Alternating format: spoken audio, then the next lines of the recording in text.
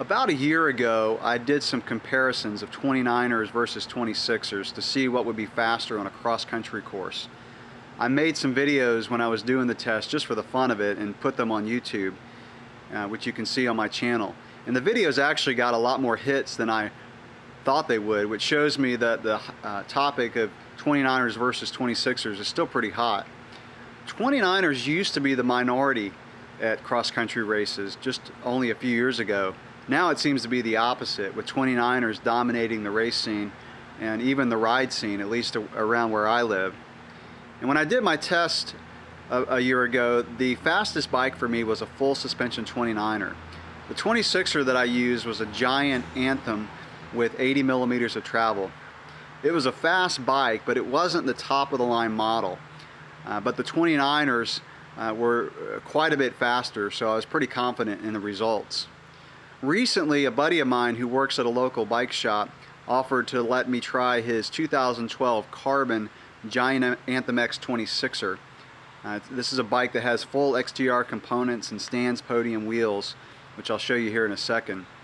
This is a super fast bike. It's built for pure speed on cross-country trails, and if there was ever a 26er to dethrone a 29er on the tight and twisty trails that I ride here in Florida, this is the one that would do it.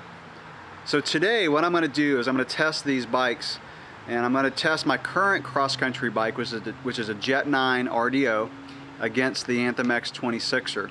I'll do this test on a section of a local race course that we use, and I'm going to do a section that takes about 15 minutes to complete. I'm going to do a lap on the Anthem, take about a 10-minute break, and then do a lap on the RDO, and I'll probably do a third lap on the Anthem if I'm feeling up to it. I'm going to wear a GoPro on my chest just to get a little bit of a riding video that I can add to this one. Now I can tell you that just riding the bikes on the streets around my house, the 26er Anthem X feels like a rocket, just the way it corners and accelerates. So I'm really curious to see how it does against the full suspension 29er on a cross-country loop. So let me show you the bikes here. So here we have the Giant Anthem X 26er. Again, this is an all carbon frame. It's got carbon stem, seat post, bar, and for 26er race bikes, this is about as good as it gets. It's got full XTR, even the pedals. It does have the Stan's ETR podium wheel set, S-Works tires.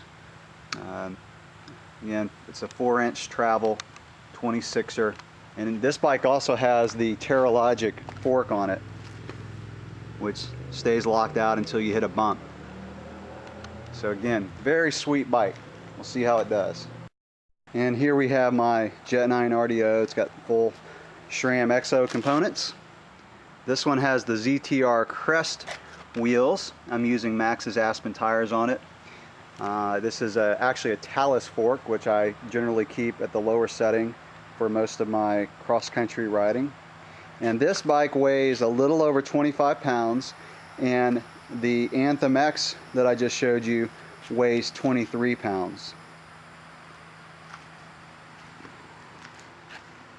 It's got a carbon riser bar, carbon stem. I'm loving this bike, so we'll see how it does against the Anthem X 26er. This year I purchased a Giant Rain Zero to cover my all-mountain riding. This is a 6-inch travel 26er, and I'm really enjoying how fun and agile the bike is on the downhills. So what has me curious about the test I'm going to do today is if the liveliness and agility of this very light and high-end 26er will be faster than a 29er that's 2 pounds heavier and not quite as nimble. So it's time to get suited up to ride and head off to the trails and find out.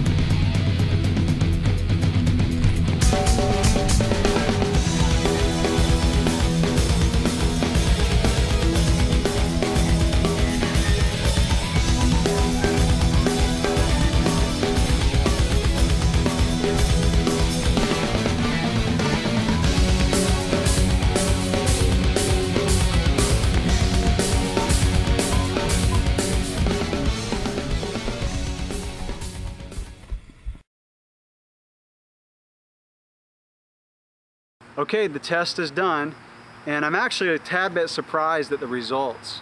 First, let me say that I kept everything as equal as possible on the two bikes. I used a digital pressure gauge and ran 21 psi in the front tires and 28 psi in both the rear tires. I ran the Pro pedal at number 2 for both shocks. I made sure the saddle height was the same on both bikes, and I even made sure I had the same amount of fluid in the water bottles when I started each lap. Now, the reason I was a little bit surprised is the Anthem X 26er felt like a faster bike.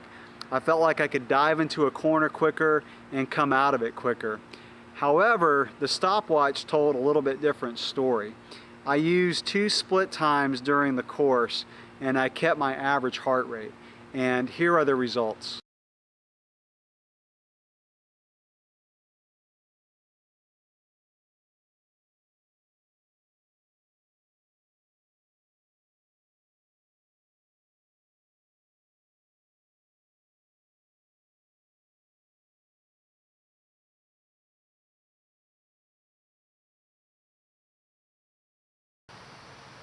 Now, obviously, I felt the freshest on my first lap and just slightly less fresh on my second lap. It was on the third lap that I really started to get tired. I think my heart rate was a little bit higher at 175 on the second lap due to what's called cardiac drift. And if you're not familiar with that, it simply means as your hydration levels go down, you have less volume in your blood, and so your heart has to beat faster. It was really hot and humid this morning when I did the test, and that's pretty typical of a Florida summer. And I was absolutely just drenched with sweat after my first lap. And my third lap's heart rate was quite a bit lower at 164 because I think I was just getting really tired after pushing it so hard the first 2 laps. And I've noticed this pattern when doing my interval workouts, which are about the same length, about 12 to 15 minutes. Now, as far as the fun factor, both bikes are fun in slightly different ways. The Anthem just feels so flickable and is a blast in really tight sections. Its handling is almost telepathic, and the front wheel's really easy to loft. Whereas the RDO, you feel like you're sitting in the bike when cornering, and so that makes it more fun on just the flowy sections and turns, and it makes it more fun on really technical sections. It just feels more stable. Interestingly, I didn't have any trouble adjusting from one bike to the other. I did take a few minutes before each lap to ride the bikes on single track just to get adjusted to the handling. I've spent a lot of time on 4-inch travel 26ers in the past, so getting back on one really felt natural. So my conclusion is that if your goal is to get from point A to point B as fast as possible, a 29er is probably the way to go on most trails and race courses. If your goal is simply to go out and have fun, the decision isn't quite as clear cut. It's fun to flick a bike over the trail and go around berms and jumps and just throw it around, and that's where 26ers really shine. It's also fun to clear technical climbs and flow down trails, as well as, of course, beat your buddies on a ride or a race course, and that's where 29ers shine. So if you have to pick between one bike, you'll have to assess your goals and do some test riding. For me, I love having a 4-inch travel 29er for races and fast cross-country riding, and a 6-inch travel 26er for pure fun, particularly when riding up in the mountains. Even though my giant Reign doesn't climb as well as my 29er, it's a blast on descents, especially rough and technical ones. I'm going to put the full side-by-side lap video as a separate video on my channel since it wouldn't all fit on this video, in case you're interested in watching it. So I hope you enjoyed it, and whatever bike you choose, have fun and ride safe.